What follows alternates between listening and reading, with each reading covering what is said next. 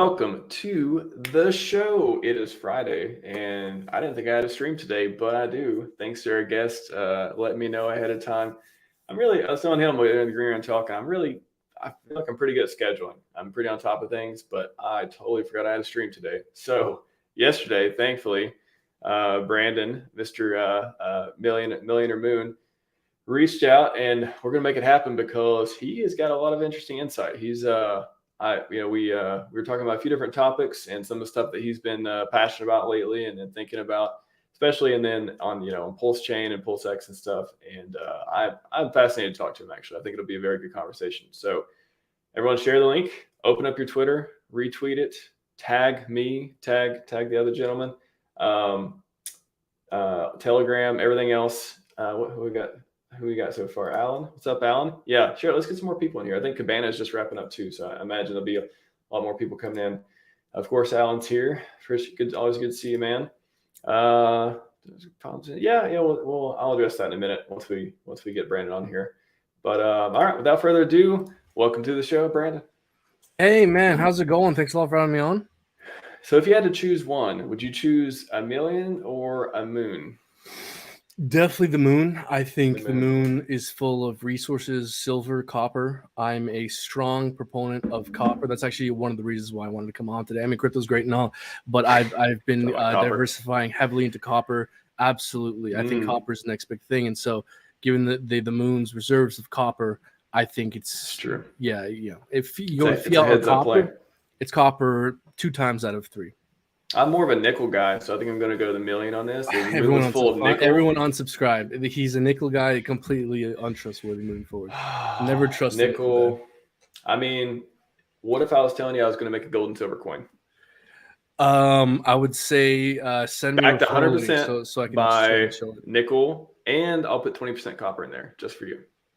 Okay, it sounds like it's going to go to the moon. But I'm going to call it gold and silver coin. Okay. GS coin. Right, just for marketing reasons. I got you. It's people like gold and silver. There's a lot of gold and silver bugs. Yeah. I choose Liberty. I'm with you, Alan. I also like Liberty. Liberty is very nice. Nickelback. Nickelback gets a lot of hate, man. I'm telling you. As a teenager, I love Nickelback. I still love Nickelback. They don't make terrible music. I never got the hate. I don't get it. The biggest criticism was okay, the guy sounds the same often. But he sounds the same often well. It's not terrible music. And this is how you remind me of who I really am. It's not a bad song. I could listen to it right now. It's a great song. It's not a bad song. I don't get the hate. I don't get the hate either, man. Me and you both. We got that in common. Nickelback they're fine. They're fine. They're maybe even good. Man, so Brandon. Not to mention that the guy. I'm sorry to interrupt. I'm sure we got important stuff to talk about and everything, but. No, go for it. He's still Nickelback. Do it. Isn't the main guy dating Avril Lavigne, or at least for a minute? He was. He definitely was. There you go. Sounds a major pro. And the guy from Sum 41 used to date Avril Lavigne, both Canadians. Fun fact. There you go. Avril Lavigne is a fan of Canadians, I guess. Now you got me thinking about Sum 41, man. What was that song? I'm in too deep and I'm trying to keep my hut. Yeah. Okay. I used to be big into music, but now I'm just a streamer. Now you sold out to the YouTube. I sold out to the non-monetization crowd, which is very small. By the way, extremely small. Again, I hate to keep going on tangents, but I gotta say it sucks to have not sold out. There's so much money in selling out, man. As a YouTuber who understands the business and who regularly sees the Moon Carl. And I'm just man, if I just sold out, if I just didn't care, if I just didn't have a conscience, I can make so much money. But unfortunately, when I do shitty things, I feel shitty about it. So I'm having a hard time doing it. You're very strange. Yeah. I mean, that's what I tell people. I try to throw it in different ways every episode. But free alpha, no paywall. I don't charge you. I don't want your money. I don't want your money. There's no ref links. There's no. I'm giving back to the community. It's literally I have a non-monetization play, and I'm just part of my brand. So I'm playing it hard. By the way, do you share your real name aside from your YouTube handle? Max. That's the only name I got. Okay, Max, on the internet. Okay, I got you. Just it could be my real name too. You never know. Max it's a legit name. And I just wasn't sure what to refer. It's a cool name too. Max. So it very well could be. I like Max. I've never met a Max I didn't like. you think of any? I've never met a max I didn't like. I've never met many There you go. maxes, to be honest. But It's an easy choice. Easy choice. Yeah. 10th like, only 10. I'm just kidding. Thank you, Hexodl. You're awesome. Somebody had a question about, before we get into who the F you are. I'm sure most people on the stream already knows you already, but Conrad's project, something about PZen. I don't know anything about PZen. I'm not going to say anything good or bad about it, but I don't think copies of a copy of things that people don't like tend to do very well. So I'll say that it could totally be a project. I have no idea. It seems like I had a rough start. I'll say that, but I don't know. Not looked into it any more than that. But your name is Brandon, it appears. My name is Brandon, yes. And you are part of the posse A Million to the Moon. A Million or the Moon, yes. A Million or the Moon. Yeah, I am the CEO. A Million to the Moon. So when you come up with a name, I assume you came up with the name. Were you like playing with different, because I'm always like thinking of like, branding and just different kinds of ways of saying things and playing on words. When you're coming up with the name, did you think like to the moon? Did you think and the moon? How did you land 100%. On or the moon?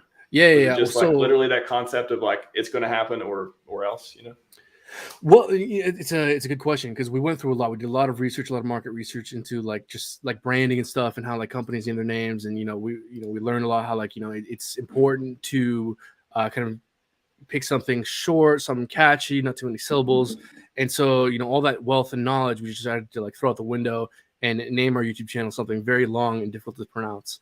And so that's kind of the direction we went in.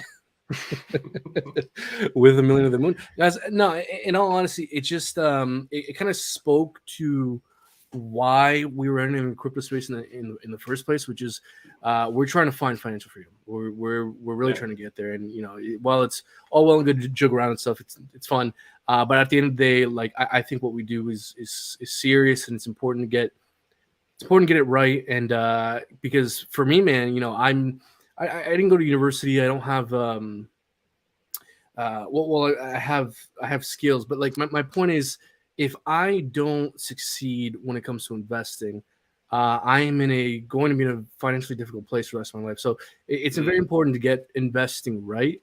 And once we stumble on crypto and we figured out kind of the potential here for the amount of growth that's theoretically possible, we realized that hey, it's possible to go from being like a working class normal person to being financially free to making millions.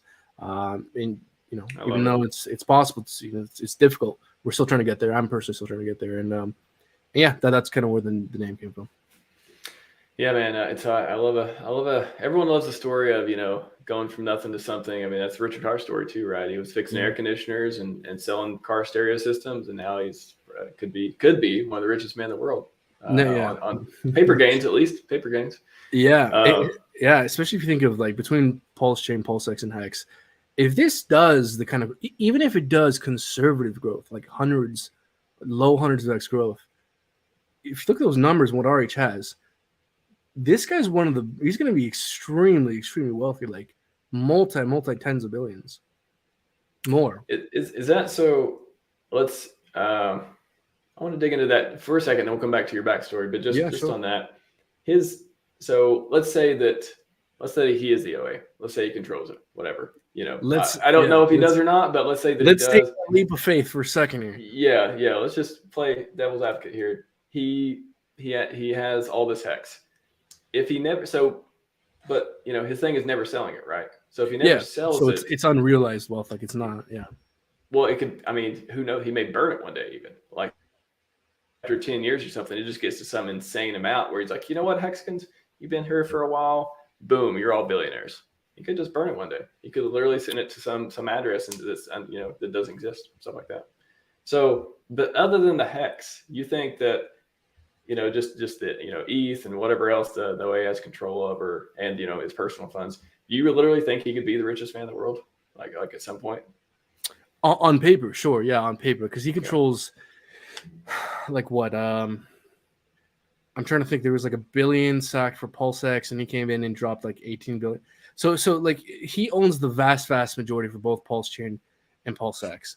And if these cryptocurrencies go on have market caps in the trillions, which theoretically, if crypto goes on to have a $10 trillion market cap, $100 trillion market cap, and again, we can, there's issues with market cap, but just for a second here, if crypto a decade, 2 decades down the road goes to 100 trillion, in which many people believe it can, and you got to consider what's PulseChain, PulseXX, it's going to be a solid part of that, especially if it's in the top 20, top 10 in terms of market cap.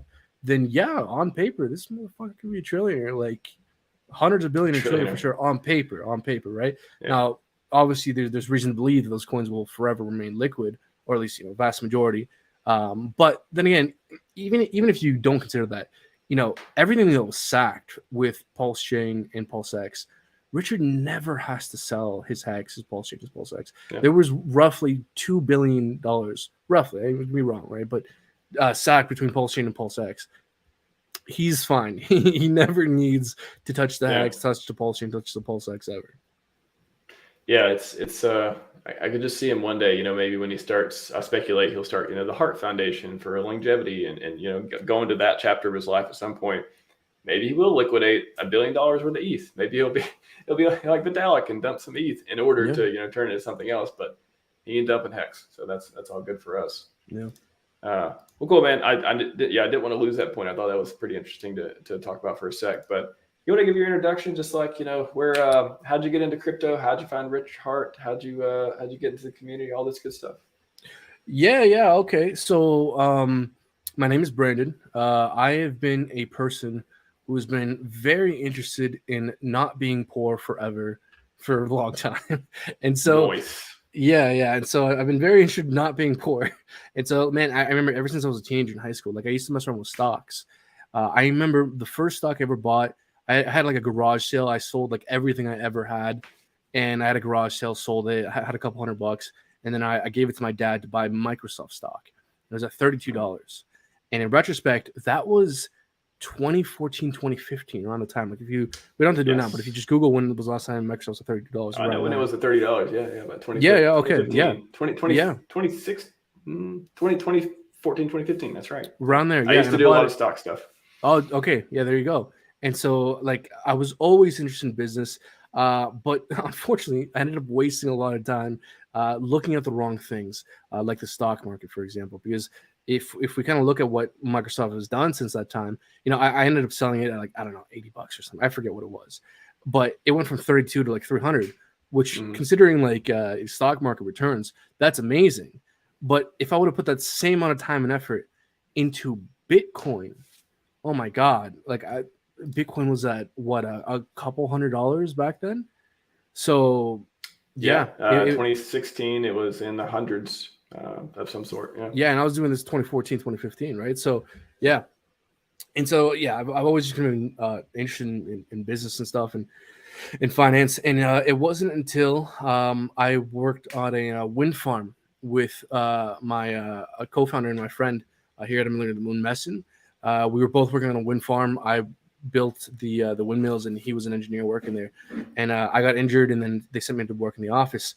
And so it wasn't until sometime after working with each other where we started talking about like technical analysis, investing. He lent me a course on technical analysis. And so after some time, I went through that. After the project was done, after a couple months, I hit him up and I was like, hey, man, I went through this course. I've been kind of dabbling. I've been hearing about crypto. What have you been up to? And he's like, oh, my God, that's awesome. I've been kind of studying as well. And like, I'm kind of interested in trading, investing, that kind of thing. And so for the next couple months, we just started looking more and more into crypto and realized, holy shit, there is a strong potential for upside here. Like we realized that this is the market to be. Like we even like debated like looking at stocks for a minute, but it wasn't until we found crypto we realized, well, hold on, what is this growth? What is the growth of the S&P? That doesn't make sense. So we just kept looking into crypto, and then eventually it was September 2020. Where we started the YouTube channel, where we were like, hey, man, we were having like hour-long conversations about crypto all the time. We might as well just start recording some of this and putting our thoughts out there. And yeah, man, that's kind of how it started. Me and Messin with the trading side of things, and beginning in September 2020. And man, there's been a lot of lessons learned in that time. Lessons that I think if learned and acted upon, will I think lead me and hopefully others to financial freedom in the future.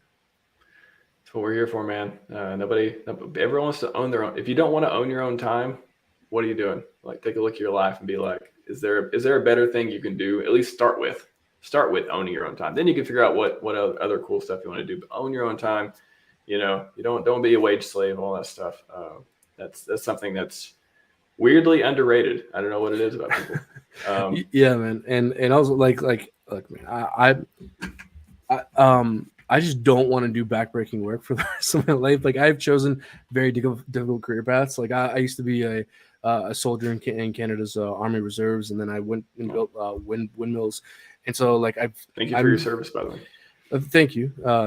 And from an American, not a Canadian, but yeah, I appreciate. Well, we're allies, I guess. Right? We're fighting the same wars. We're good for now. We're good for now. We're good for now. Yeah, I doubt that would change, but yeah, like, man, I know what it is to work hard and to find financial freedom, not just for me, but like for my family as well, is something I take very seriously. And so I definitely do not want to keep doing backbreaking work for the rest of my life. It's literally backbreaking, man. I injured my back very terribly working those working in the windmills. But wow, I'm motivated to get this right. So how'd you find Richard Hart Products? Yeah, man. So like I said, when we started the channel, it was mostly a lot of like trading, and we were like dabbling in kind of ICO stuff. And so really, looking back, when I started, I was kind of, I really see myself as kind of the average kind of retail investor who kind of realizes there's an opportunity in crypto, but doesn't really know how to find success. And so I found myself chasing kind of like the hot narrative. Like, I remember DeFi 2.0 was hot for a minute, like Uniswap and Dexes, and then it was Oracles, and then later on in the later stages of the bull market, it was NFTs, and then Metaverse, and then it was so funny. Like, I kept trying to like jump in between narrative and narrative, trying to find the 100x, trying to find an investment opportunity that could lead me to be in a much better financial place. And so I found myself chasing different narratives, dabbling in different ecosystems. But really what I was trying to do the entire time was find a winner, find a home run play. Because you hear all the time in crypto, there's the 100x, there's 1,000x. But how many people truly are able to capitalize on that? Very few. I mean, people who got into Hex early, they're lucky. Man, I'm telling you, there's people out here just chasing narrative after narrative, pump after pump, trying to find that 100x. And it is a minefield out there. Like, now that I'm in the Richard Hart ecosystem, I'm so grateful that I've found an ecosystem that has both high upside and the potential for longevity. That finding that is so rare, because oftentimes what I found is that, look, if you want something safe, you got to go to Bitcoin or Ethereum. What's one of the main problems with Bitcoin and Ethereum? The low growth. So if you want the high growth, you typically have to try and find something wildly early, wildly speculative, wildly unproven, and in doing so, you incur a great deal of risk. And risk is not theoretical. Risk manifests itself. There's rug pulls, things pump and dump. Things don't perform the way you expected, and that happens all the time. And so I kind of managed to find at one point one kind of very solid winner, Matic Polygon, got 100x out of that. But ever since then, I've been trying to find the next 100x, because even though I did get a 100x out of Matic Polygon, I did not go into it super heavy, and I did not communicate my understanding of its potential as much as I should have in retrospect, because part of why I'm doing the YouTube channel is to not just get rich myself. I can just invest in PulseChain and never have a YouTube channel, but it's also to try and help other people, do something similar, because it's no fun getting rich all by yourself. And so kind of I promised myself that the next time I found 100x, 1000x opportunity, that I wouldn't make the same mistake of not going in very heavy and not trying very hard to communicate the opportunity. And so it wasn't until I started looking at Hex later on, and then PulseChain and PulseX, that I realized that, oh, hey, like, here is the opportunity for not just the next potential 100x, 1000x, but it also has the combination of the ability of having longevity. So that combo, it's so rare to find. High ROI potential and solid fundamentals. Oftentimes you have to settle for one or the other when it comes to investing in crypto. But in this niche, I found the combination of both. And so it was, it was after like 2 years of trying to figure all this out, where I finally realized, oh, hey, this is the thing that has the extreme likelihood of both longevity and high ROI. And so I went all in. I sacrificed for PulseChain, not crazy heavy, but I went all in on PulseX. Like, man, I'm telling you, on my peak, I was invested in maybe 40 different cryptocurrencies. I liquidated everything for PulseX. I went all in. I sold like my personal stuff, like anything that wasn't bolted to the wall, I sold. Like I went all in on PulseX.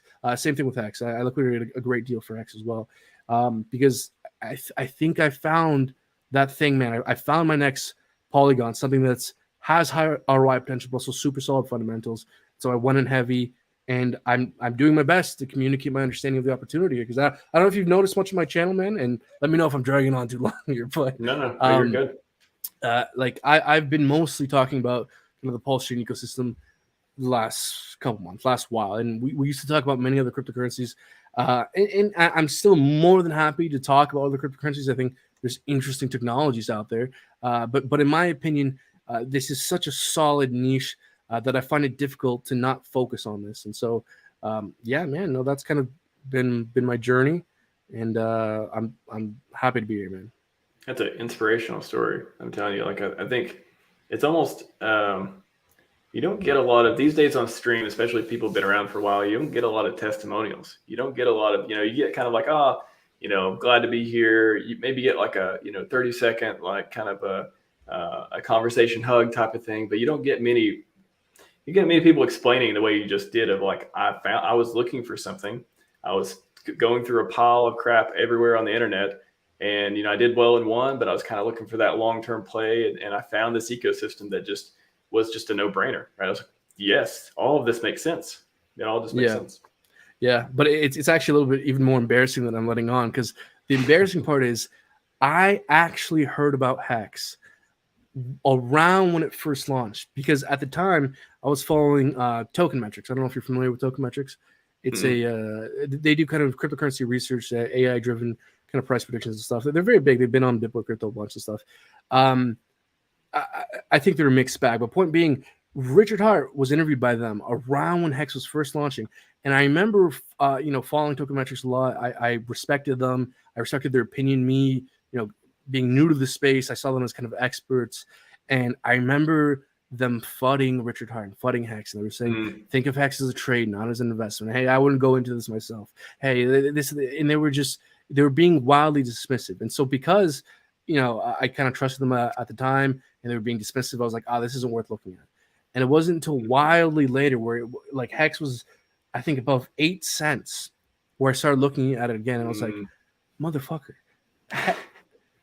Hex went on. That was like hundreds of X, if not thousands of X, since that interview. And I was like, you motherfuckers, they robbed me of my financial freedom, man. Okay, no, look, ultimately, the responsibility is my own. Like, I'm a grown-ass man. It's your responsibility to do the research and look into something. But ever since then, they certainly didn't point you in the right direction. They certainly they didn't help you out. And it's a mixed bag too, because it was because of them that I found out about Matic Polygon as early as I did. So even though I got the 100x with their help, so you I missed out on the 1000x because of them as well. So it's a bit of a mixed bag there.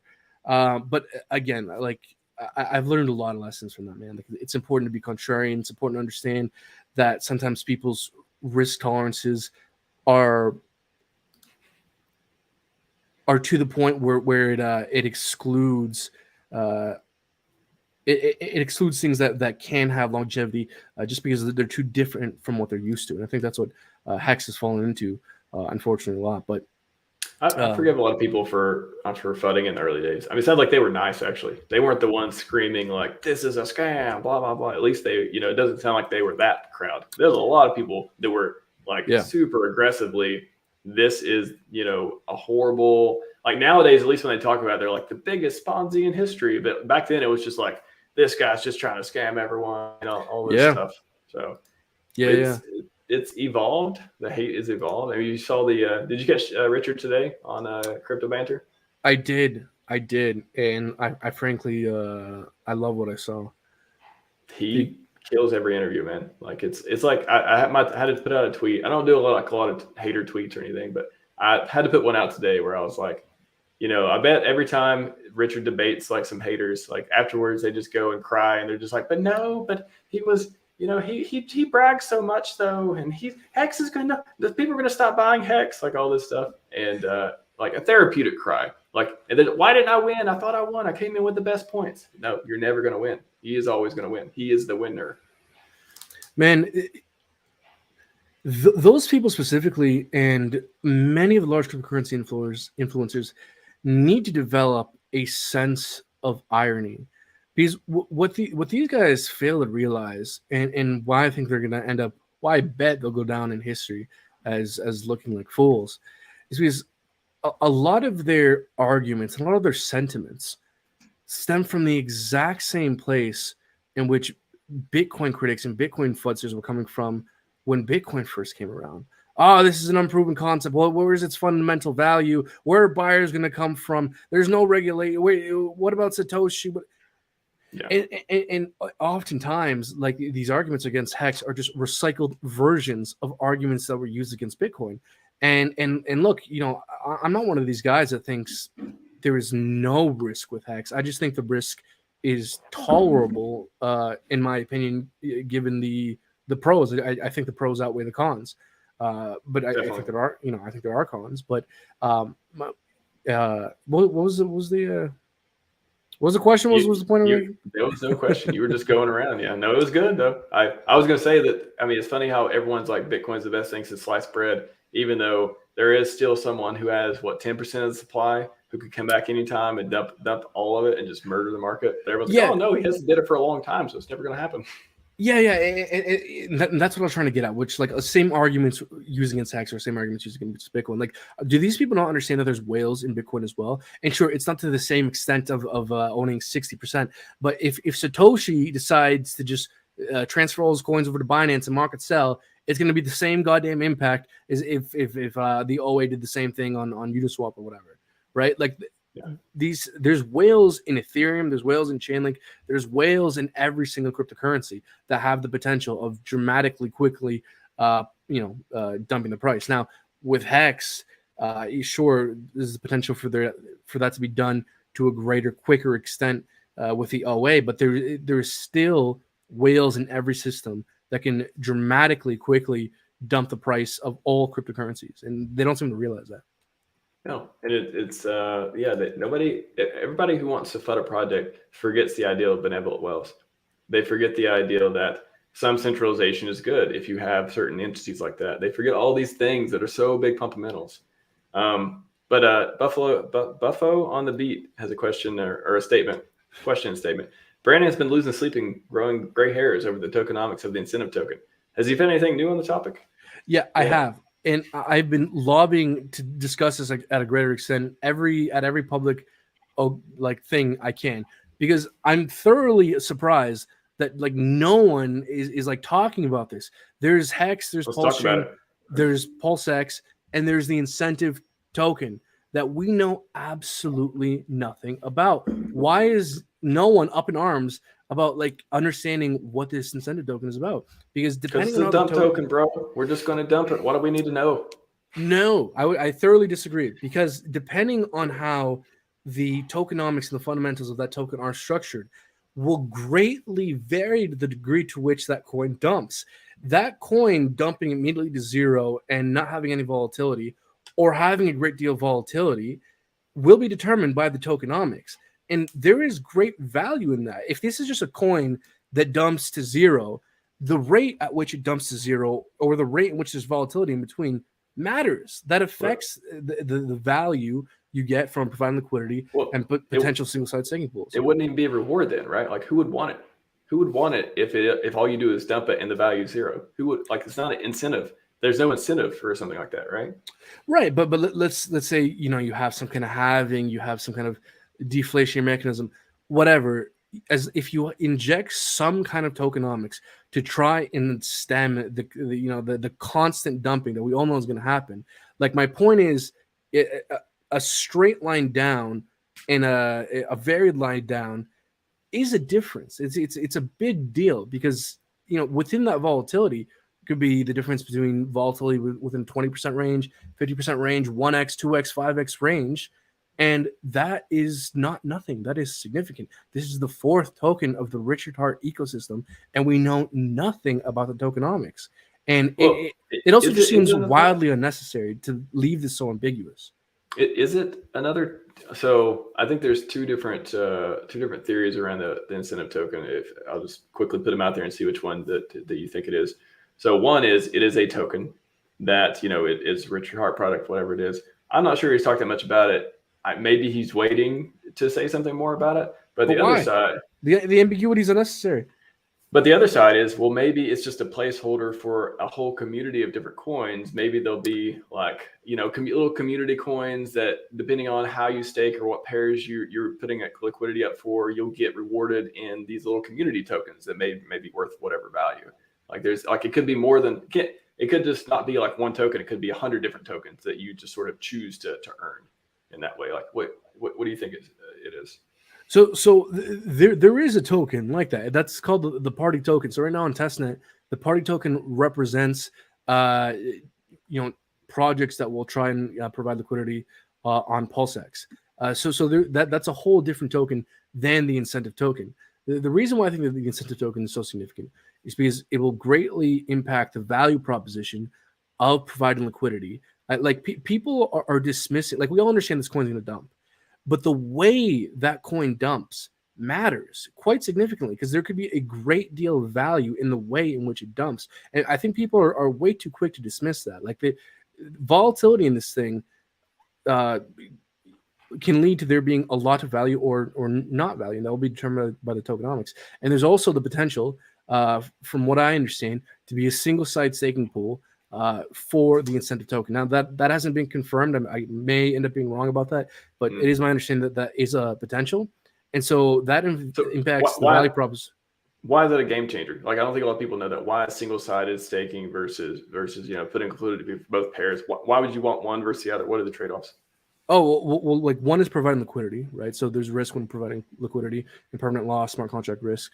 But in a single-sided staking pool, there isn't the risk of impermanent loss. There's just smart contract risk. You're just staking something and getting something in return.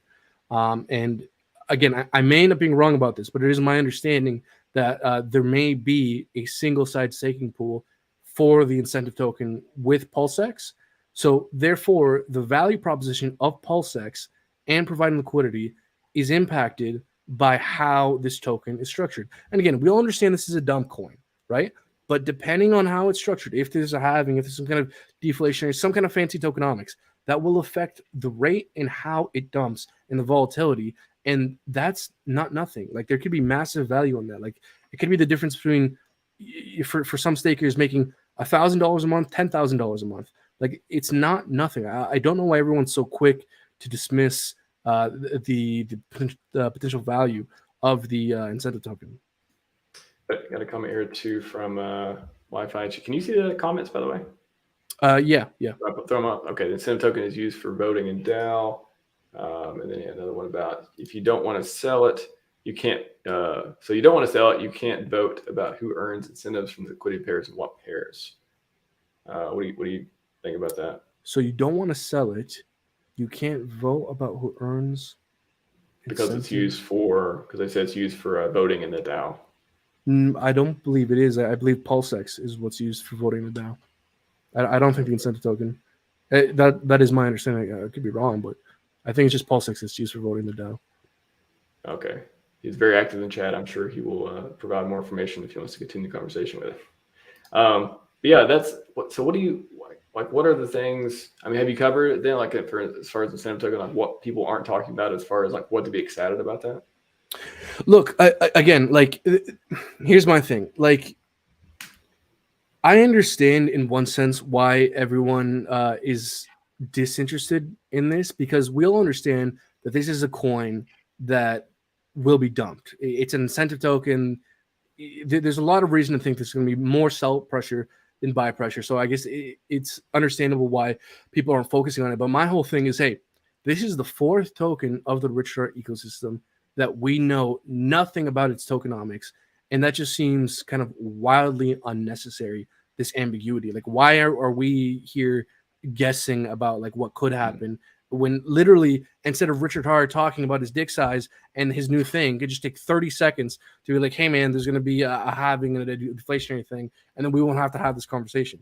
Like, it just seems to me to be wildly unnecessary why there's this ambiguity.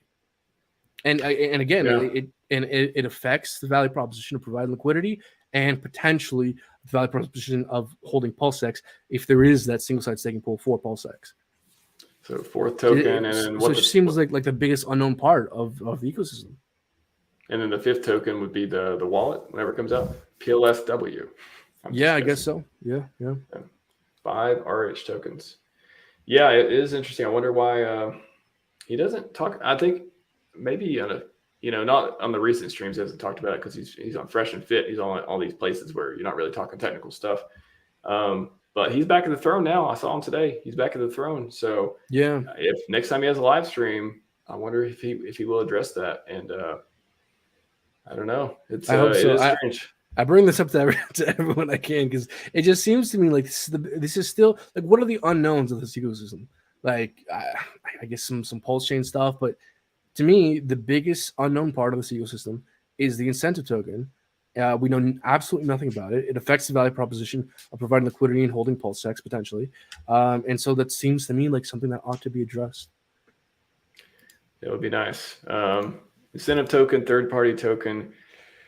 Again, I'm still not sure. I mean, will it be one token? And what are why would you want to hold it? Is it for voting? Is it for, to me, it's got to be something because everyone brings it up.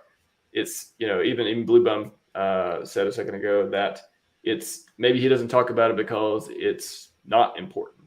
But I don't know. It just seems like you wouldn't want to be rewarded with something that's worthless. With something exactly right. So, and the tokenomics will determine how worthless it is, and we have no clue. No clue. Yeah. Speaking of him on Crypto Banner today, what did we get? Was there any PulseChain updates? As far as not yet. Yeah, he said not anything yet. else.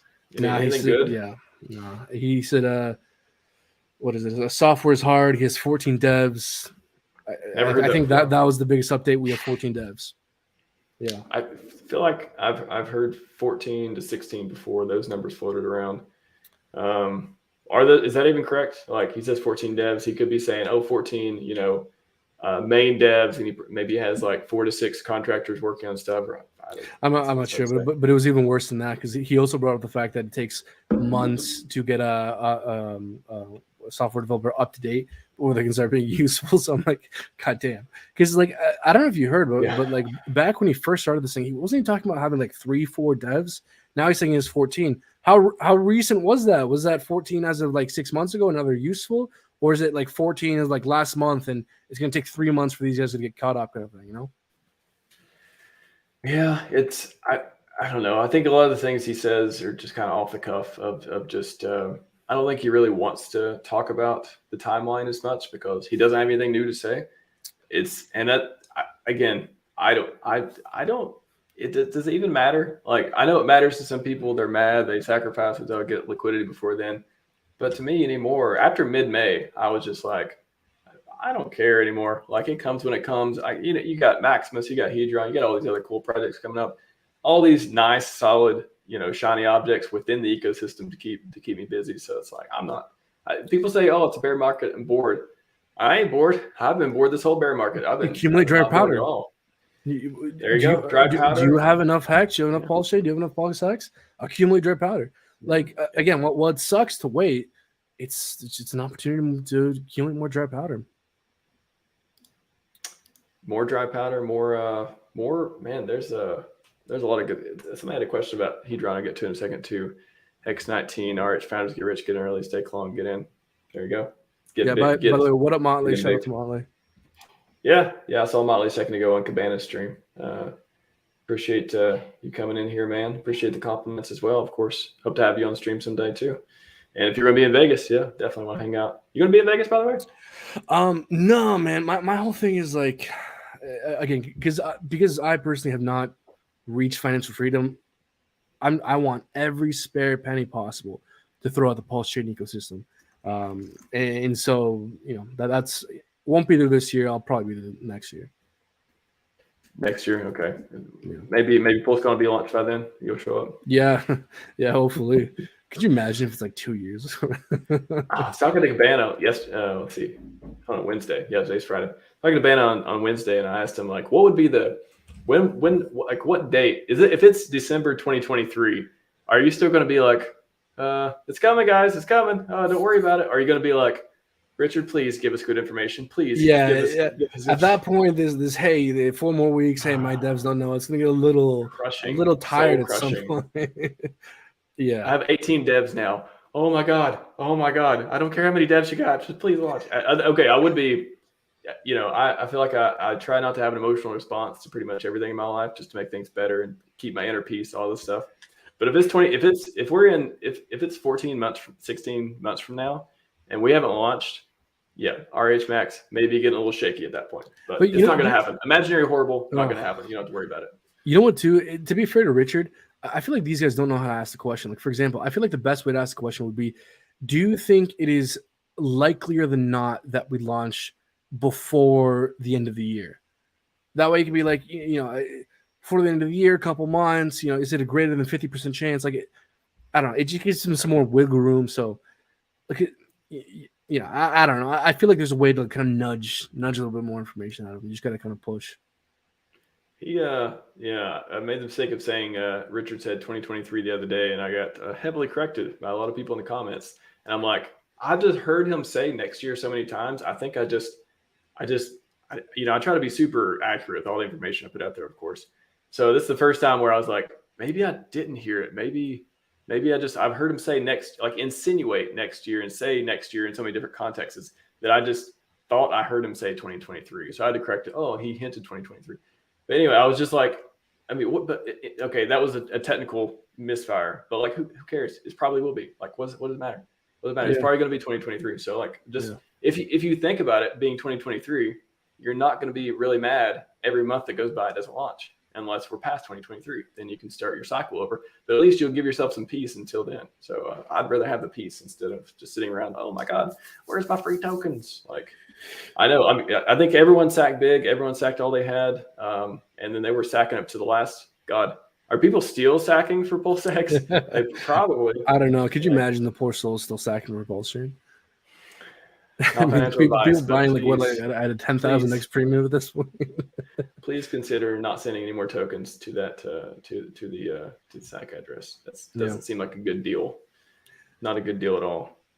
I want to get to hi chat, by the way. Chat, you guys are blowing up over here. Appreciate it.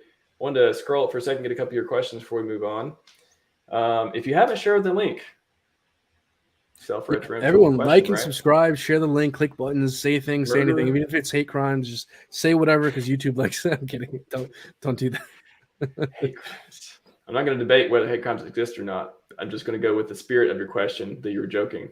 So yes, I would never joke. Chat. I'm constantly 100% serious. Oh God, I've never been known to joke. Brandon had me for a minute in the chat. By the way, should we take? You want to tell him what happened? Yeah, well, maybe take a minute to kind of let people know what happened. So I showed up to the stream. So I showed up to the stream with my background like full of Bybit, just Bybit logos everywhere. Very convincing. 100x leverage, and I was like, "Hey man, I appreciate you having me on, but do you mind if I just kind of take like a quick 30 minutes to kind of show my Bybit link and talk about the pros of leverage trading?" And I recently signed a contract, and it's just part of my thing, and so. I seriously, in my head, I was like, because I never met you before. I was like, yeah, shit, is this one of those guys? Like, I was literally thinking, how do I tell him that we can't do a 30-minute segment on Bybit? If you want to do a 30-second thing because you're weirdly paid and you have to do that on other people's stream, weirdly enough, okay, 30 seconds. You're my guest, hospitality. You can yeah. But no, like 30. But, I was like, how do I tell him no? How do I say it in a polite way? Like, no, you can't show your leverage platform for half an hour. I was like, I thought this was going to be a good show. It's not going to be a good show.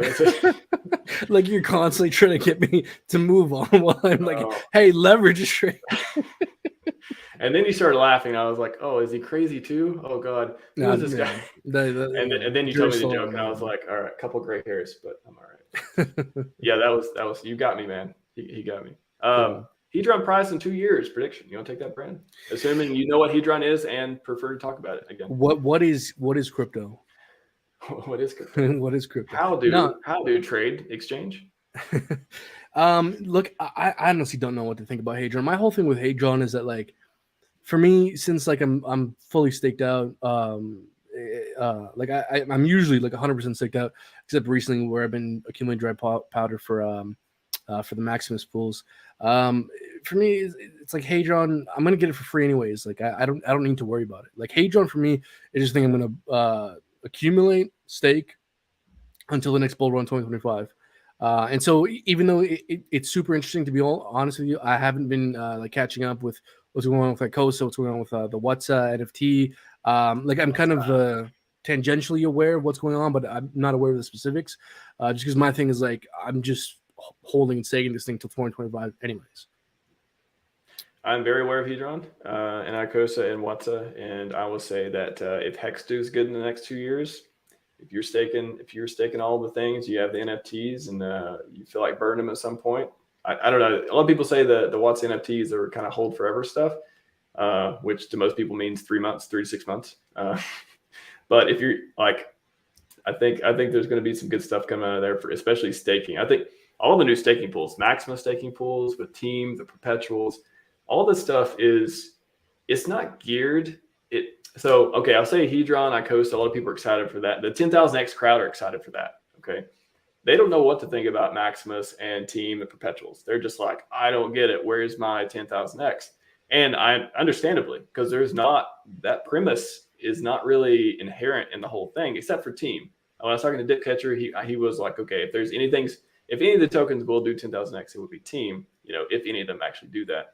But I think Maximus, I would separate them. It's not even that they have a lower ceiling, that kind of like staking pool. I would say it's more about passive income.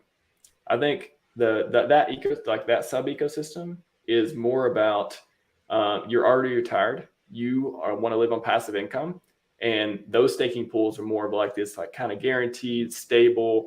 Still go up with Hex and stuff, but they're more of this, 1, 3, 7, 10-year plays on Hex. They're all derivatives of Hex.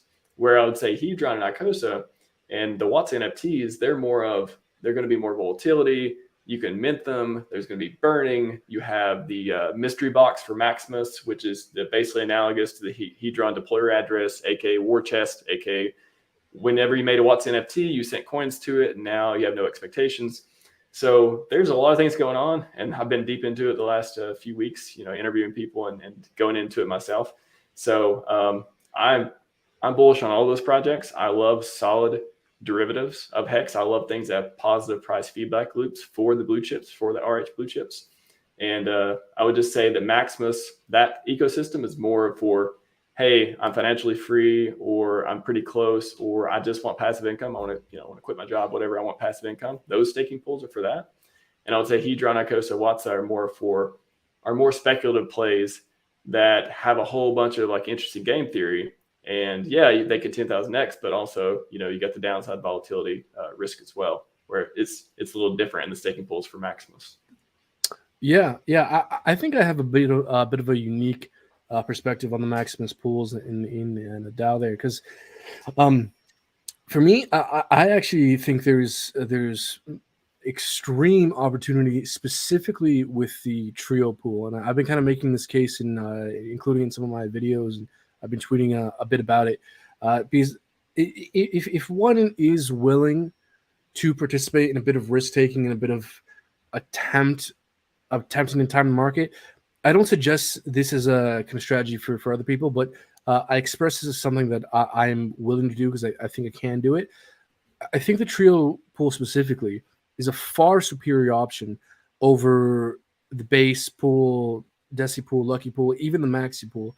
And I'll go on to explain why. The team token, I'm open to that potentially being a superior option, depending on what kind of rewards you might get from that. So I'm open to changing my mind on team. But in terms of the perp pools, I think trio is by far the best option, specifically because it's going to launch on Monday, a day or two here, and then there's going to be 21 day mint period. And so my point is, this thing's going to launch and stake. This pool is going to launch and stake well before the end of this year. And according to cycle theory, if you follow cycle theory and kind of the Bitcoin halvings, and if we continue to move in a similar fashion, that stake is going to unstake very likely around the next hex cycle top, especially if you include the fact that there's some argument for lengthening cycles, even if it's by a month or two, and given the hex and given the fact that hex topped off a month or two after the rest of the market, with the trio pool specifically, given those two facts, I think there's a very strong chance that when the trio pool expires and your principal plus your interest, there's a very solid chance of being able to sell around the next hex all-time high. And if one is able to do that and time the top by about 20% and then accumulate upon a 80% correction, depending on, again, there's a lot of risk in doing this, a lot of tax implications. I'm not suggesting people do this. I'm just saying that this is something that I am doing, not telling you what to do. My point is, given on how well you're able to time a potential top and then time a potential reaccumulation strategy, you can up to 4 or 5 times your initial hex bag doing this, selling roughly the next hex top by roughly 20% and then reaccumulating an 80% dip. Again, you're able to get 4 to 5 times more hex than you had originally. And then at that point, again, depending on how much hex you start off with, but for a lot of people, it's going to be kind of realistic where, because I've done the math with the hex staking calculator. At that point, you could stake month to month, and for a lot of people, earn an income that you could live off of. So, and even if you were to restake for more time, using the strategy where you buy around the next top and you sell around the next top and buy again around the next bottom, you'll be able to accumulate far more hex than if you would have simply remained staked in the Lucky, Deci, or even Maxi pool. Now the team token might be different because team might appreciate far more in value. So maybe the team tokens is a different situation. But in terms of the per pools, if one is willing to take on the additional risk of attempting to time the market and get it roughly correct, then there's a strong case for, if you do that strategy, being able to accumulate far, far, far more hex than if you would simply have remained staked in the other pools. Now, again, there's tax implications, there's risk implications. If you're the kind of person that says, hey, I don't even want to attempt to time the market, I just want to put my money in this thing, it's a retirement plan, the point of this is to not try and time things, then the pools are great. Lucky, Deci, Maxi, it's great. But if you're someone like me who's comfortable with taking on additional risk, who at least thinks he understands the markets pretty well and can somewhat roughly time things. You don't have to get things perfectly, but if you can somewhat roughly time a top and somewhat roughly time a bottom by simply just buying an 80% correction, then you'll, again, be able to accumulate so much more hex than you would have initially, where you will basically forever outperform all the other pools.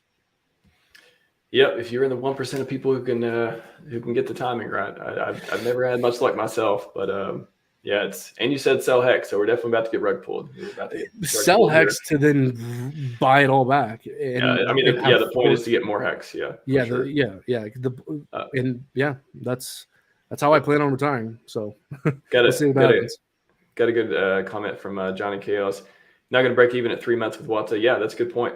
You start at a net negative. That's also true, and then you accumulate over time. And I think people are predicting maybe at least 6 months before you get your principal in the Wata NFT. But hey, after 6 months, prices go up and down, blah blah blah. But if you have 100 million points, yeah, Johnny's looked into it. Johnny was not too high on these the other day, but it looks like he's doing some research. So yeah, that's a good point too. It is a long-term hold. I would say what's 1, 2, 3 years, before burning it. I'm sure most will be traded around 1 million times by then, except the real Wata OGs are going to hang on to them for 2, 3, 4, 5 years. But I don't see Wata NFTs as if you're going to buy an NFT, if you're deciding between Monkey, JPEG, and Wata, I think Wata's got some nice DeFi mechanics behind it. Maxi's my retirement fund. Yeah, I'm telling you, that's what a lot of people are. Their Maxi team and the perpetuals, as Brandon just talked about, as far as trio and everything else, like I think that is I can see, in 5 years, that being sort of the, Hedron, Icosa, they're still pumping like crazy. They're doing really well. And then Maxi, Team, Perpetuals, they are like, okay, everyone who was made a millionaire in 2023, 2024, whenever, they're the ones that are going to be staking all these, they're going to be staking Base, they're going to be staking Deci, they're going to be staking Trio, Lucky, all those. And then Team is just going to be like, just volatility. Man, it's going to be super interesting to see. Like if you, and it's funny too. Like if you just compare the kind of the Hex DeFi ecosystem to other ecosystems, like props to Benny, real quick. Props to Benny. We know what that means. Props to Benny. Why? What's University move the next 13 years, boys? Why is that his average stake length? Or I mean, I would assume he made some 5.555s. Oh, okay, right on. Yeah. Sorry, what were you saying? Oh, I don't know. What was I saying? Something about Hex. You said something about Hex. Oof. Okay. Hex. There's a lot of ways I can go there. Yeah, I honestly forgot what I was saying. No worries. I'm just scrolling.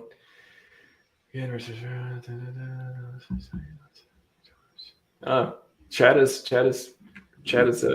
jumping here. It's got a lot of funny ones. They got a lot of side conversations. Oh, 8 p.m. We just got paid in Hex. What is it? 8 p.m. We just got paid in Hex. Oh, nice. 2 bells, whistles, fireworks, chainsaws, everything. Yes, we like getting paid. What Johnny say? The token is just Hex. My team must like be something true there. All right, coming around, man. Coming around. I like it. Thumb sniffer. You guys have any questions? You guys have a lot of. There you go. That's a Hex OG right there. Stake it till you make it. You need to ladder out. I need to qualify. Let's see. Wes said you need to ladder out. Some people don't like ladder strategies, but I gotta say, I don't know. I could see a lot of upside to those. Yeah, the only thing to consider with a ladder strategy is the gas fees. The gas fees start to become a real issue, and that's another massive like value prop with the per pools. You pay, I think, no gas. I think community, like someone just decides to pay the gas fee for the perpetuals. I think that's how it works. Yeah, I think just some random community member just randomly decides to pay for it. Yeah. Okay. If that's correct, that's a pretty cool feature. Nothing like free transactions. Yeah, exactly. Where do you get Team? Well, you'll be able to mint it on Monday. Is that the 5th? Monday, I think Monday the 5th it launches. You'll be able to swap Maxi for Team. One question I had, I swear I know Dipcatcher covered this at some point, but where does the Hex go? So when you trade Hex for, when you're staking for perpetuals, you need Hex to get those. Where's the Hex go? Does it do you get rewarded with it somewhere, or does it go somewhere else? I'm embarrassed to even ask the question, but I cannot remember that detail. With Team or with the pools?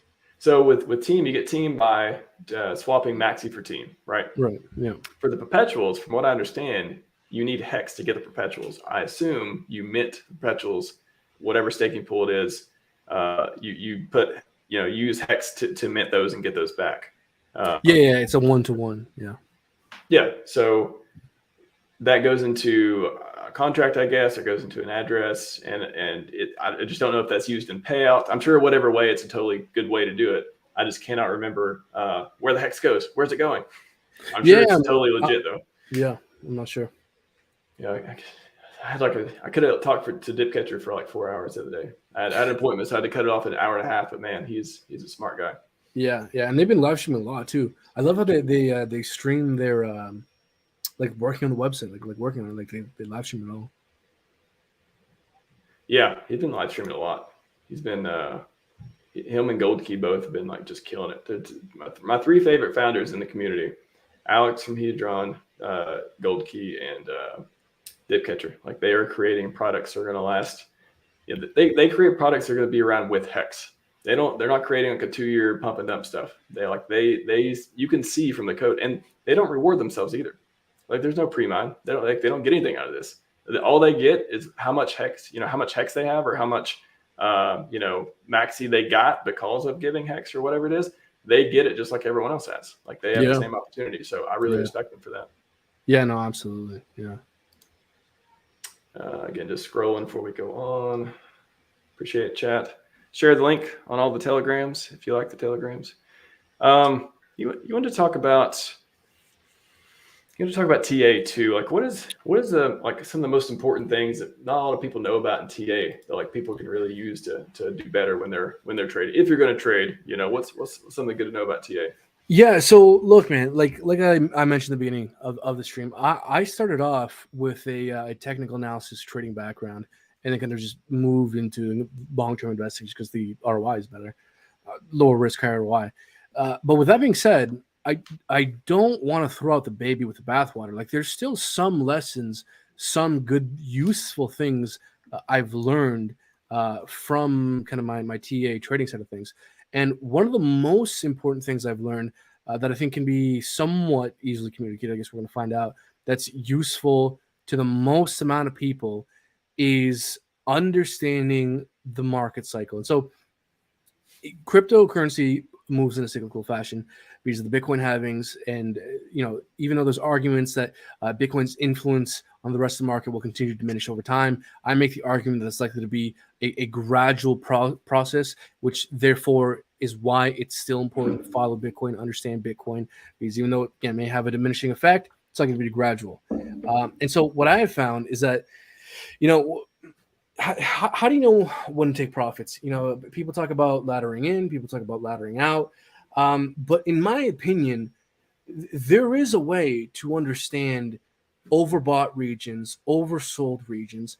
I'm not making the case that one ought to or one can consistently time the market perfectly. That's not what I'm saying. But what I am saying is that it is not impossible to understand some semblance of some kind of oversold period and some kind of overbought period. And so one of the things that have been most useful in my understanding to kind of try and understand when there has been an inflection point, when the market, a bull market, fundamentally flips from a bull market to a bear market. And I think part of this reasoning is how Richard times his top calls. Call the top on the day. Yeah, and he did it twice, and he does a version of what I'm bringing up here, which is, and maybe I can share my screen. I don't have to share my screen, but it works uncanny with. Share it, man. I'll throw it up. Sure, yeah. If I just have this pulled up, share my screen.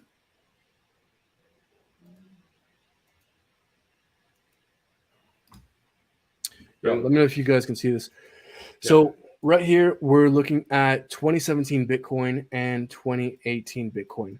And so what I've found that is extremely useful and perhaps the single most important piece of simple, potentially easy to communicate TA that everyone can use and take into account is kind of trying to understand when a bull market might end, or at the very least understanding when there's an inflection point where once you pass a certain point, while it's theoretically possible that a bull run might continue, you are continuing to operate in the market where there is now a much higher degree of risk. And I'll go on to explain what I mean, which is whenever you're in a bull market and you're trying to understand when the bull market will end, what I like to do is I find a moving average, some kind of support level. It can be a band, it can be a cloud, it can be an EMA, it can be an SMA. There's many, many kind of ways to find support.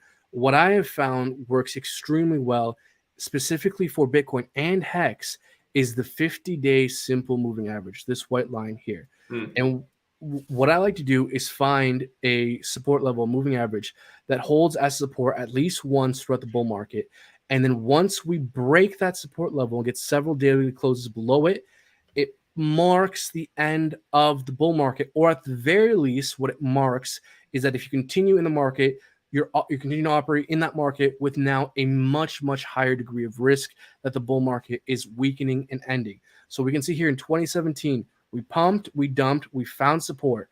We pumped again, found support. As soon as we broke below it, and this is a 3-day, and we had a 3-day candle close below it, it was the end. And so, again, it's not a perfect rule because, again, we broke above it and we made a slightly higher high. But the point is that this signified an inflection point where the fundamental nature of the market shifted, where from this point onward, it was fundamentally far riskier to be a participant, to be a bull in this market. That is this cycle. Let's take a look at 2017 as well. we're pumping, we crash, find support during our parabola, during our bull run here. And so we're pumping, come back down, find support. As soon as we broke below it and it had 3-day candles, specifically 3-day candles closing below it, it marked the end of the bull run. So this is now 2 cycles where once we break below the 50-day SMA, have 3 days closing below it during a parabola, breaking below this has marked the end of the bull market twice. And this doesn't just work for Bitcoin. It works uncannily well for Hex as well. Look at this. We're pumping, crash, find support on it. Pumping, crash, find support on it. Pumping, crash. As soon as we got a 3-day candle opening and closing below it, what did we have? Nothing but death. Nothing but crashing and burning. And so moving forward, if we have a parabolic period where we pump, dump, find support on it, and then continue to go up again, once we have several daily candles closing once below it, it doesn't necessarily 100% guaranteed mark the end of the bull run.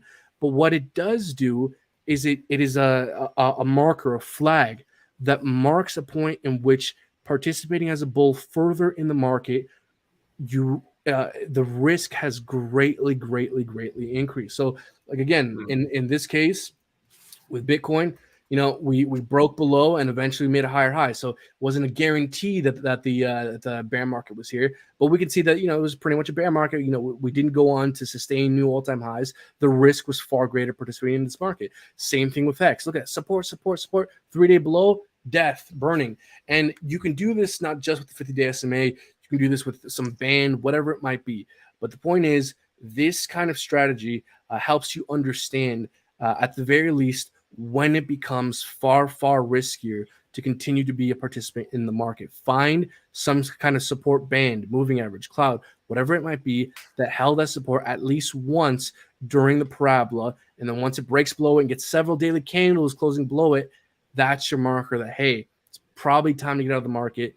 It's exactly what happened this cycle with Hex, and it's now happened twice with 2 cycles with Bitcoin. We're breaking 50-day SMA has marked the end. And again, maybe next cycle it's the 55, maybe next cycle it's some other moving average. But the point is, find some kind of support level that holds the support. Once you break below it, it's several daily candles closing below it, it's kind of the end, man. It's time to get out. And so I believe that this is a very simple piece of TA that could be extremely helpful moving forward, because this kind of TA, all it does is just it shows you a marker of when it becomes a lot more risky to be a bull in the market.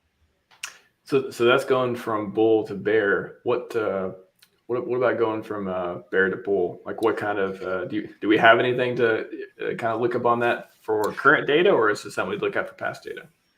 So for me, this kind of TA is particularly useful during a parabolic period. When kind of thinking about what makes sense in a period of correction in a bear market, I don't look so much at moving averages, because moving averages can be they can be less useful. For me, what I like to do is use timing analysis personally, because the fault I find very often with TA and using different indicators is that it can be rather arbitrary. And so to kind of avoid falling to arbitrary traps when in periods of uncertainty, I like to look out for things that have been kind of tried and true. Like, okay, if a moving average might not make sense here, or it might be giving me false signals, what is a way of kind of examining this where it does make sense? I think when kind of thinking about a bear market, it makes sense to think about timing analysis. If you look at the kind of the 2017 top to the bottom, it was 365 days, basically a year. 2014, it was 412 days. So if we kind of take an average of that, it should be about a little over a year if we continue to act in a similar fashion. So if we're looking at over a year, that means Bitcoin should bottom off around November, December. Now, is it guaranteed that Bitcoin will bottom off around November, December? No.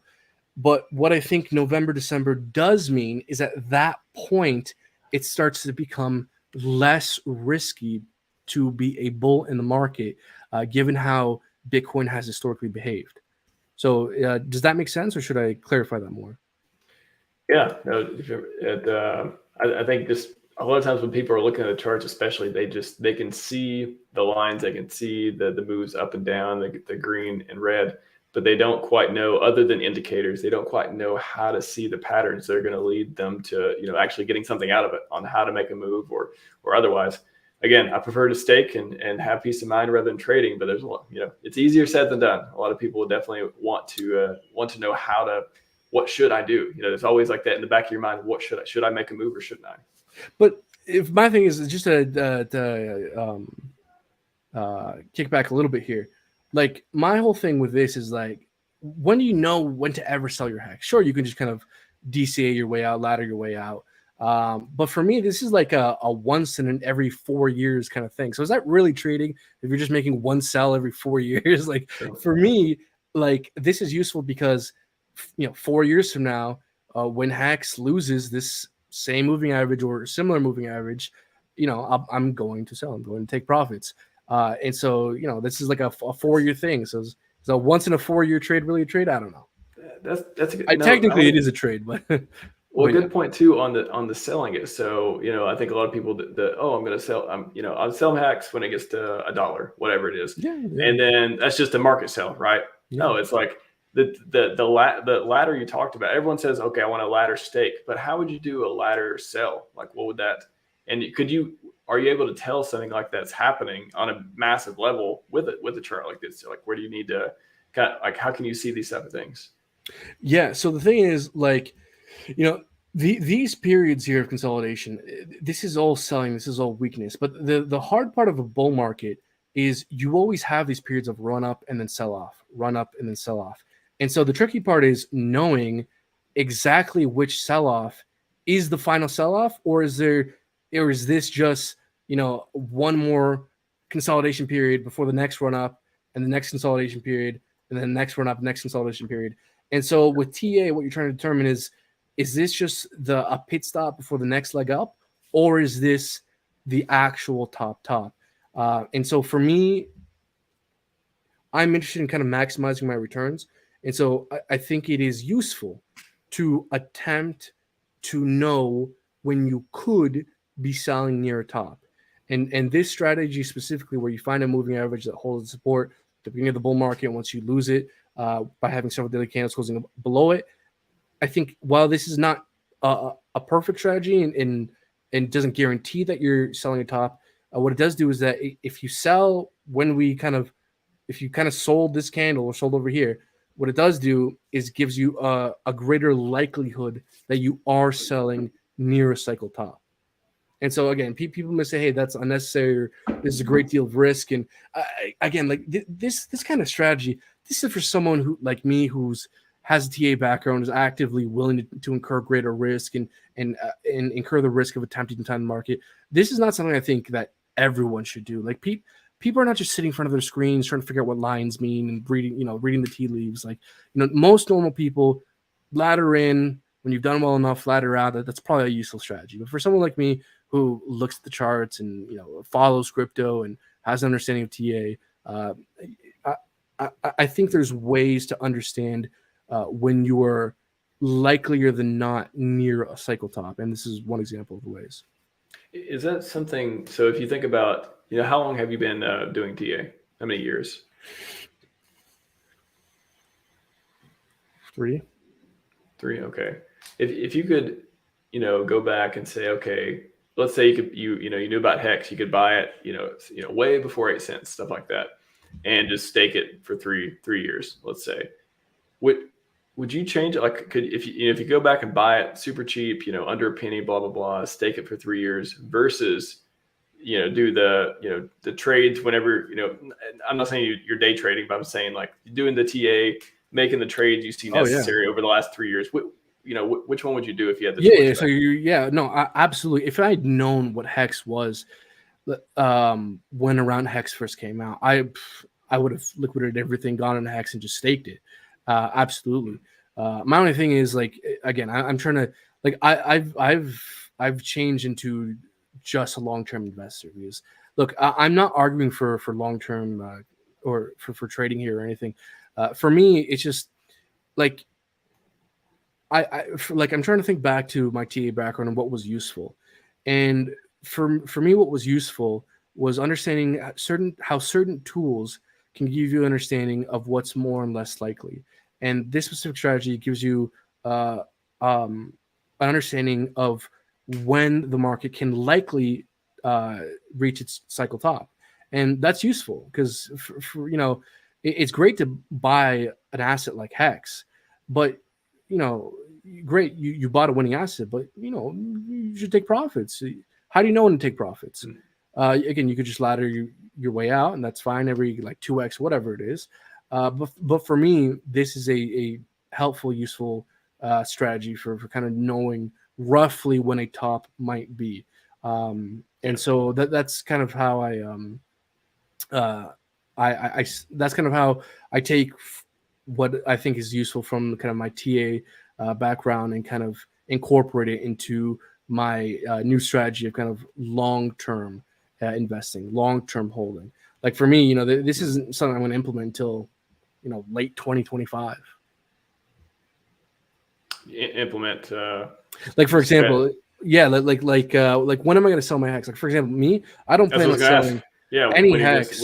When would you start selling Hex based on what you can see in the TA? Late 2025. Yeah. So again, given kind of cycle analysis, how we've moved historically, I think there is a decent argument to be made that the next cycle top is likely to be late 2025, third, fourth quarter 2025, perhaps 2026. Again, I'm not saying this is a for sure thing, but given how we've moved historically and lengthening cycles, I think there's a solid case that late 2025 is the next cycle top. Given that Hex kind of topped off a month or two after the rest of the market, kind of very late 2025, I think there's a solid chance that that's around when Hex tops off next. And so that is when I'll sell my Hex. Whenever I see Hex lose a moving average such as this come late 2025, I'm selling everything. And I'm going to move into stable coins, and I'm going to reaccumulate all my Hex all again after an 80% correction. After an 80% correction, so for example, like let's say this is a 2025 chart, and we see this 3-day candle close below a moving average that's held as support all throughout the bull market. I will be selling all throughout here, and I'm going to simply, bust out measuring tool, wait for an 80% correction, and that's where I start buying once again. And if you sold around 33 cents and you're buying around, well below 10 cents, you're accumulating 3 to 4 times more Hex than you had originally, which will outperform any just staking. And again, there's added risk to this. There's tax implications. So I'm not suggesting this is a useful strategy for most people, but just for myself, because I think I can do it.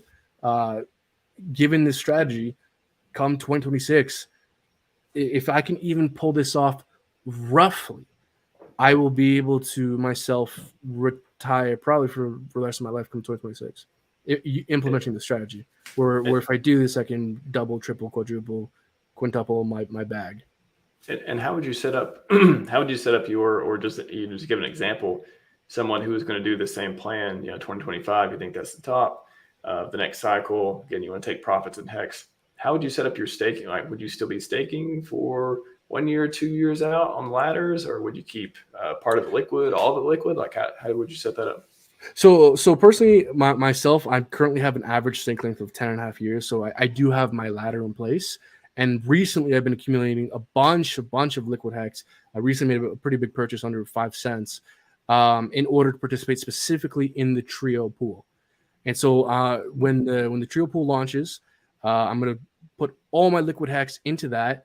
And when that pool expires, sometime late 2025, that's going to be around the next Hex cycle top, likely, in my opinion. I could be wrong, but I think there is a likelier than not chance. I think there's a way to understand these markets, and not just a random way. Like, there's a way to cut through the randomness and understand likelihoods, in my opinion. And so given that, I will sell all my principal plus interest come late 2025, even ignoring this moving average, just late 2025, third, fourth quarter, 2025. Bull markets don't go on forever, at least historically. These cryptocurrency markets, they exist in a fundamental nature of becoming euphoric, which is ultimately unsustainable, followed by a correction where we consolidate, and then rinse and repeat because of the Bitcoin halving. And I think that's likely to be this pump and dump we see for quite some more time. And so I think it is valuable and not impossible to roughly do this. At least for myself, again, not arguing other people do this. There's tax implications, great deal of risk. Staking and doing your ladder is fine for most people. Again, this is something I'm personally doing.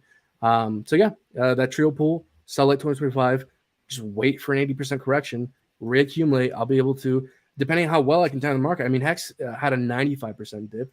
Presumably next time it'll be a 85% dip.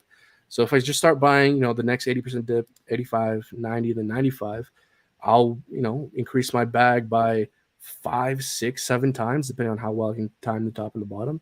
And at that point, I can just stake month to month personally with just Hex alone, let alone, I'm into PulseChain, PulseX, so the liquid loans, other things as well, Power City, and just that, I'll be able to retire. Wow. Yeah. I got a question from Hexalab. What happens if Trio matures a month after the top and the value of Hex drops 9% on maturity day? Well, if it drops 90% on maturity day, then you're kind of screwed. This idea only works if you can roughly time the top and then roughly time the bottom. Like, I don't have to sell the next perfect top, but if I can somewhat time this within 20-30% and then time a bottom within 20-30%, that's all you need. You really just need to capture this middle range. That's all you kind of really need. And to be more specific, I will be using the strategy of finding a moving average that holds as support throughout the length of the bull cycle. Once we get daily closing below it, that's it, homie. So my hope is that pool expires before that happens. Even if it doesn't, and you're selling over here, even if you're able to double or triple your bag, that is extremely, extremely, extremely significant. Because at that point, there's the potential for quite a lot of people who, if they accumulate now, do something like this, and if they're managed to be successful, at that point, reaccumulating an 80% dip late 2026, likely, and staking month to month, many people will be able to supplement their income, if not retire. And I think I'll be able to do it because, for example, I personally think that Hex has a very solid chance of doing 1,000x from this cycle's all-time low. And I kind of get there by how Bitcoin moved from its first cycle to its second cycle. But even if Hex does something much more conservative and does a 100x, a 100x from this bottom would be basically a $3 Hex, and then past 90% correction would be a 30-cent Hex. I think even at that point, me personally, staking Hex month to month at 30 cents, using the strategy, I think he'll be able to retire. Am I making sense? Please let me know if I'm making sense. No, yeah, it's every time you say we'll be ready to retire, it makes a lot of sense. That's what people want. I mean, they want to know how this stuff is going to make them financially free, and that seems like one way to do it. The way you're doing it. Yeah, man. And again, there's added risk in not timing the market. There's tax implications. So I'm not, saying, again, I've said this a lot, but I'm not saying you need to do this. But what I am saying is that, to summarize here, I think there is a way using some simple TA to understand when it is likelier than not that we have reached a cycle top. And I think that's valuable because one can take that into account in their take profit strategy. Absolutely. Another question from Hexlove. How can you calculate the number of T-shares you get investing in Trio? You know that one? Off the top of my head, I don't. I don't think you can. My only thing is Trio, I think, is from what the developer said, is you're earning 15% a year. So 15% a year for 3 years, plus roughly timing cycle top, buying 80% correction, 4 or 5 timing your bag. And at that point, if you're staking month to month at a 30-cent Hex, I don't know how much Hex other people have, but for me, that'll be enough. to retire for the rest of my life. Very cool, man. And that's just Hex, bro. That's there's PulseX, PulseChain, there's everything. I know. Yeah. I know. Anything else you want to show on the chart? I was going to ask about Mount Gox dump incoming and what you thought about that. I don't know if you need the chart for that. No, I don't need the chart for that. One last thing I would say too is that typically speaking, Ethereum in the altcoin market tops off roughly a month after Bitcoin did. Like we can see here, this Ethereum top was 10 May, and then over here for Bitcoin was 13 April. So roughly a month. Next time Bitcoin tops, we get daily candles opening and closing below this moving average. Roughly a month later will be the Ethereum top, and probably when it makes sense to take profit on altcoins. Not financial advice. Boom. Yeah. Very cool, man. But yeah, that's all the chart stuff, man. Very good. No, I'm glad you walked through it. I'm glad we brought it up. I think that was super interesting, and to just get to know your strategy and stuff like that. I think it's what people. I mean, there's they get into this stuff. They kind of have an idea. They watch streams. They listen here and there. But when you can show them these things, then that's that really makes a difference. Talk to the chat just for. I got somebody at my door. Talk to the chat. Just for a second. Sure. I'll be right back. No worries. Yeah, so everyone, by the way, if you're liking the stream, everyone like and subscribe. Really, guys, subscribe. Do Buddy here a solid for inviting me on the channel. I think we're having a cool conversation. Let me know if you guys appreciate the subjugation to some charting stuff here. Because here's my thing, guys. I know that there are a lot of people within the Hex ecosystem that have some doubts about charting and TA, and that's understandable because again, Richard often speaks about the woes of trading and how trading is very risky and risk manifests itself, and that's all well and good, and that's true. But my only caution would be, don't throw the baby out with the bathwater. There is some useful TA tidbits that one can take into account to kind of better understand likelihoods. I'm not out here saying, hey guys, let's all become day traders, leverage up, use my Bybit link down in the description below. That's not what I'm saying. I'm just suggesting. You talk about Bybit again. I was showed my link. I was hoping you would be gone. Oh god, start the 30-minute timer. Let's do it. Yeah. No. I was just saying that my whole thing is that even though Richard Hart talks about the risk of trading, which I agree with, it's very high risk. Most people lose. My whole thing is, don't throw the baby out with the bathwater. I do think there are some tidbits of TA that are useful because it can give people a better understanding of what's more and less likely. Not to suggest we'll become day traders here, but just there are some bits of TA that I think are useful. Yep, for sure. Let me ask you about Mt. Gox. Would they dump in a bear market?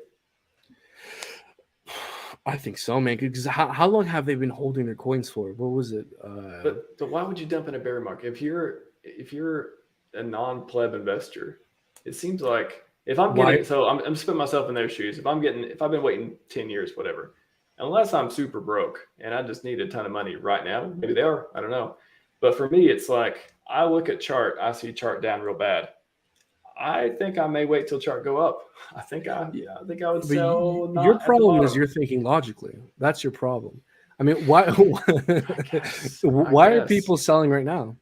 Why are people selling their Hex right now? We dipped 90%, and there's people selling.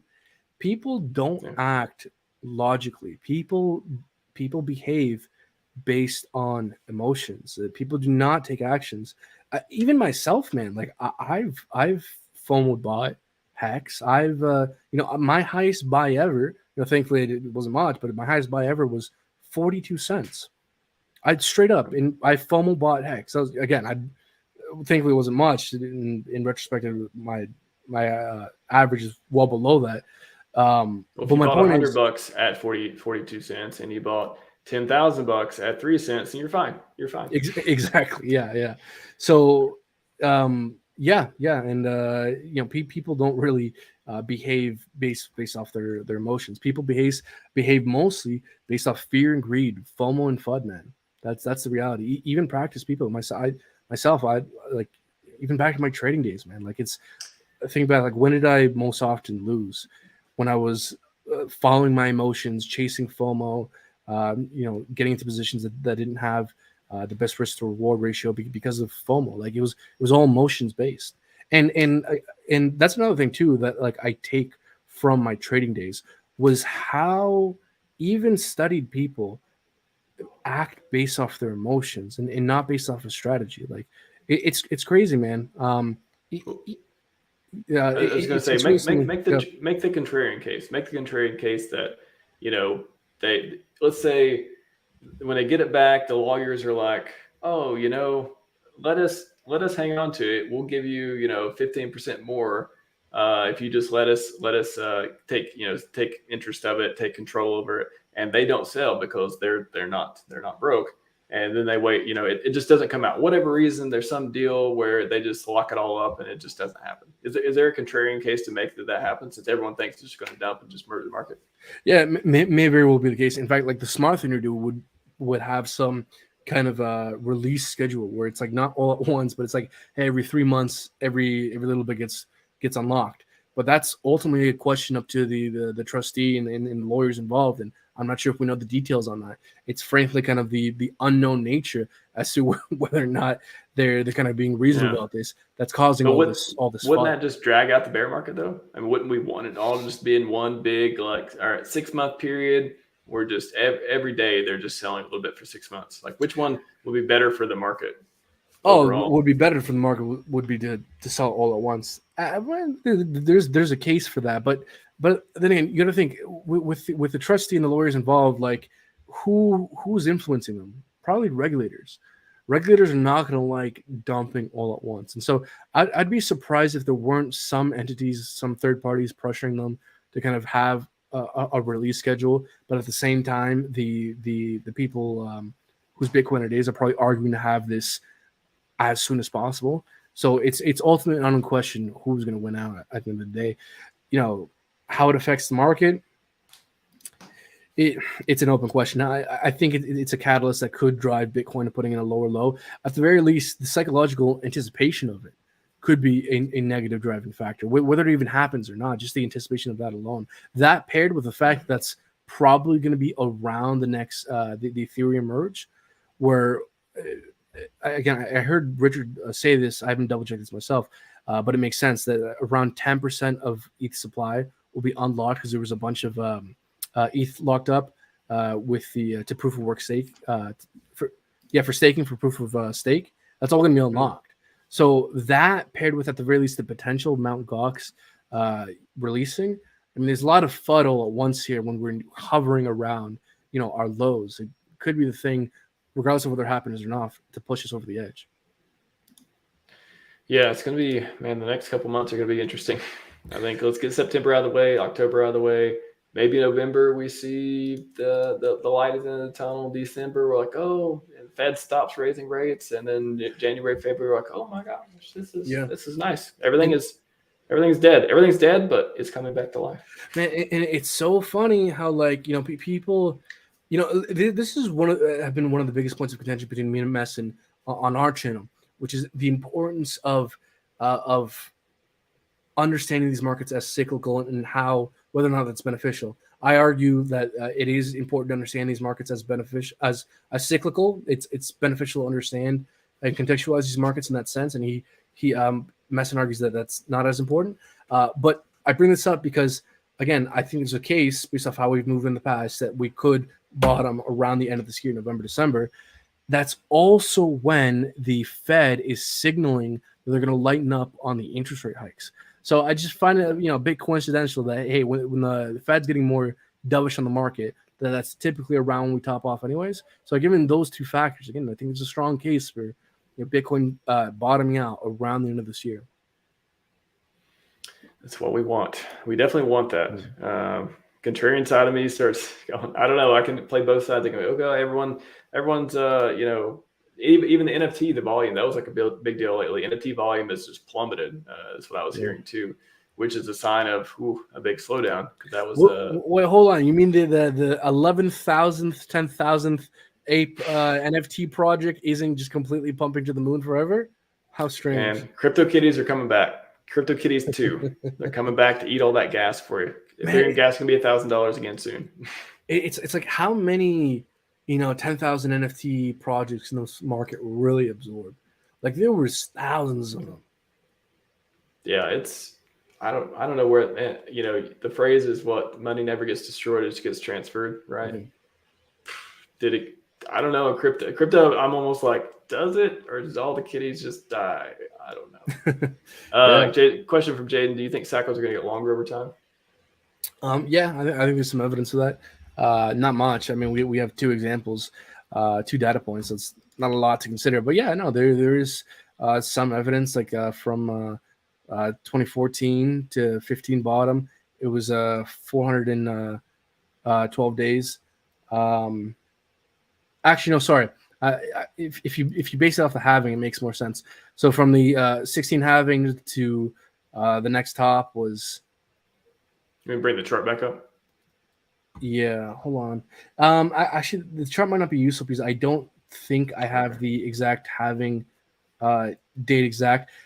Point is, there's two data points that suggest that there are lengthening cycles. So yeah, I think there's a case for lengthening cycles. Yeah. What do you think about Hedron slowing down and Hex picking back up? Look, man, there's been a lot of kind of news surrounding Hadron, a lot of development, so it kind of makes sense that it's going through a period of pumpage here of euphoria. Until we're past the end of this year, man. When has it ever historically made sense to trust pumps in a bear market? I don't know. Pumps in a bear market are typically, untrustworthy. Untrustworthy. That's a great way to describe it, actually. Yeah. What do you think Bar and Hedron will evolve into some more play games? I mean, it's a great way. It's a great way for it to get burned, right? Borrowing it, they go up for auction. HSI auctions, they get burned. Great thing for that. I don't know about games, but I don't know. It's hard. All this stuff is so new, and it's just catching on. It's just catching fire now, and we have all these people that are going to come in throughout the years. I wouldn't surprise me if people built on top of Hedron, on top of Maxi, built on top of all these things. Like, why not? Why wouldn't they? They built on top of Hex. It can, keep going down. What charting tool do you use? Says Ugo something. Yeah. I use TradingView. And again, the most important simple piece of TA I found is specifically the 50 simple day moving average has called the Bitcoin top twice and the Hex top this time, not perfectly, but pretty well. Yes. My friend has yielded 150 ICOSA from Watts. Is that good? ICOSA stablecoin. ICOSA does follow Hex and T-share rate somewhat, but 150 ICOSA from Watts. I don't know. I mean, it depends on how much did they put into Watts. Did they put $10,000 into it? If so, hasn't yielded too much yet, because 150 ICOSA is like, I don't know, $200 or something. So just it'll take some time for sure. November 9th, PulseChain launch. Well, that'd be nice. Only if the documentary launches the day before. Oh, by the way, and this is another thing too, man. So this is something that I think people might get mad at me about, but I don't know. It might be worth bringing up.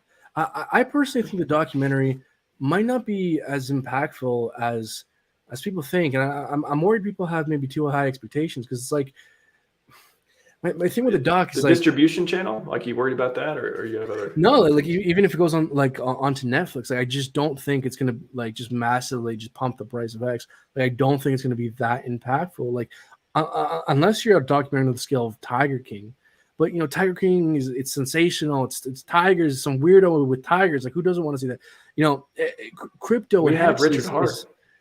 Right, but the thing is, like, you only understand the importance once you've put in the time to do the research and kind of understand what's going on. But if you look at the layman and the normal person, they don't know crypto. They don't understand. Like, look, man, like, I got some friends who just know nothing in the world about crypto, and like when I try and explain to like what's going on, like the DeFi and the intricacies and the nuance, it's just glazed eyes right over their head. And and when they see that on Netflix, they might click on it, but I fear that most people don't even know that what's going on here is significant, so they wouldn't even know to click on it and watch it. I'm sure the people who end up watching it will be moved and look into a Hex, and a lot of people will be helped out that way. But I don't know. I just don't think it'll be like this world changing thing that, like, I don't think we're going to see effect on the price chart is what I'm getting at. I think timing is definitely going to play a big factor in it. I think that's got to be done correctly, which I think Richard will make sure that happens. But I don't know, man. I've said it before. I'm sticking with it. I think it's going to double the community.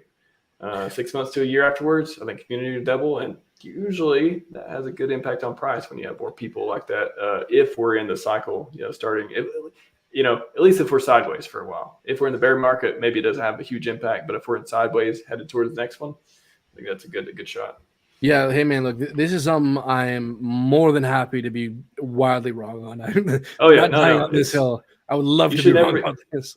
Yeah, absolutely. I mean, you can still have an opinion and it not be like a positive opinion about a particular event. And of course, I if I had the same opinion, I would hope I was wrong too. Yeah. Yeah. But no, thanks for sharing it though. It's good to have these different views. Provide liquidity, make money, good money doing it. Should be worried for the coming fear. Provide liquidity. I mean, well, he's talking about providing liquidity. I would just say that when you provide liquidity, there's a risk of impermanent loss, meaning like you get the token you don't want and it's worth less. Exactly. Yeah. So be careful on the LP provider in a bear market and which coins which pairs you're doing. Yeah, basically like the more volatile the coins you're providing liquidity for, the less you can potentially get back out the coin when you withdraw. So careful. Bottom already in? I don't know.